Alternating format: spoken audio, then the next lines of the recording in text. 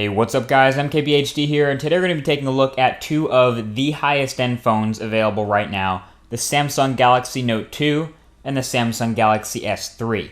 The Note 2 has been likened to sort of a stretched out or even a supercharged Galaxy S3, but there are a few similarities between the two phones and a few differences between the phones, so without any further ado, let's go ahead and take a look at them. The biggest difference between these two phones is the Galaxy S3 is a 4.8-inch display, and the Galaxy Note 2 is a 5.5-inch display. That right there, that form factor difference, is the biggest difference between these two phones. But there are a few small hardware differences between the two. First of all, the sensors and the front-facing camera and the notification light on the front of the Note are in a slightly different placement than on the S3, but that doesn't really affect anything.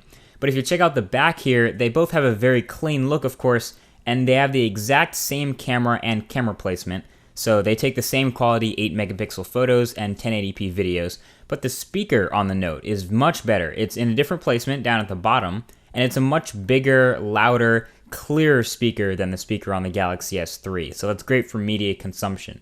And of course the Note has more room inside, so that makes for a massive 3,100 milliamp hour battery, which is much bigger than the 2,100 milliampere in the Galaxy S3.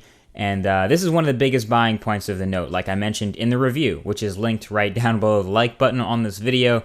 So basically, if you want a phone that can last you an entire weekend road trip or something, if you forget your charger, the Note will last you. It's got to be the Note. Both of these phones are still pretty thin, though, in their own respects. They have similar form factors. The Galaxy S3 feels a little bit more curved, though, because of the way the back fits on the front. But if you like that look of the Note, you might go with the square look instead, but they both are also pretty pocketable. So obviously the Note is a little bit more noticeable in your pocket, but there are no problems here with portability. The hardware inside these phones is insane.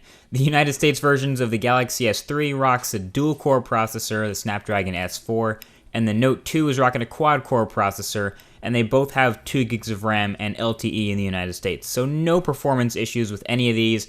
Apps run smooth, games run smooth, browsing runs quickly, everything's snappy.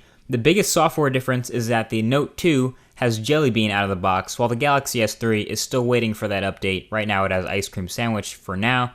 And another way these devices differ, besides their physical size, is the unique S Pen stylus for the Galaxy Note. This stylus is unique in a couple of ways. It integrates with TouchWiz to provide some added features. It's just as responsive as your fingers on the screen, and you can even use it to take some handwriting notes with handwriting recognition. So it's all around really quite useful, whether you decide to take advantage of it or not. But all of this stuff, the stylus stuff, definitely establishes the Note 2 as a two-handed device. And that brings us right back to the size again, because this all hinges on the difference in these displays. The Galaxy S3, like we mentioned earlier, is a 4.8-inch display, 1280 by 720 resolution, and Super AMOLED panel rocking a pentile subpixel matrix, which is it's bigger than average. It's a pretty large for a smartphone, and I happen to be able to reach all four corners with one hand while using it, but not everyone can. But the point is, the Galaxy Note 2 is rocking a 5.5-inch monster display of that same 720p resolution and that Super AMOLED technology, but it's not pentile, which means things look just as sharp despite the slightly lower pixel density. All that bigger screen just gives you more room to play.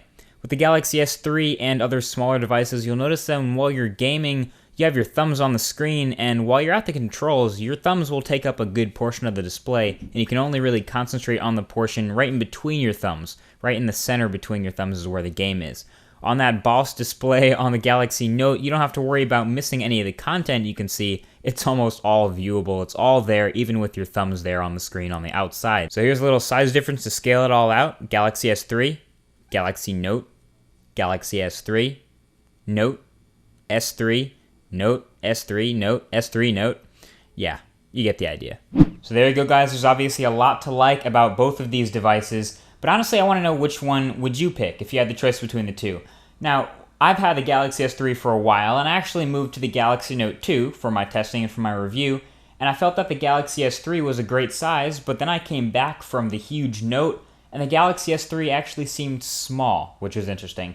So I'm still trying to get used to the concept of thinking a 4.8-inch display on a phone is small, but anyway, I'm interested in hearing your thoughts. What do you guys think of the 5.5-inch Galaxy Note 2 versus the 4.8-inch Galaxy S3 in the United States. What do you guys, what would you pick?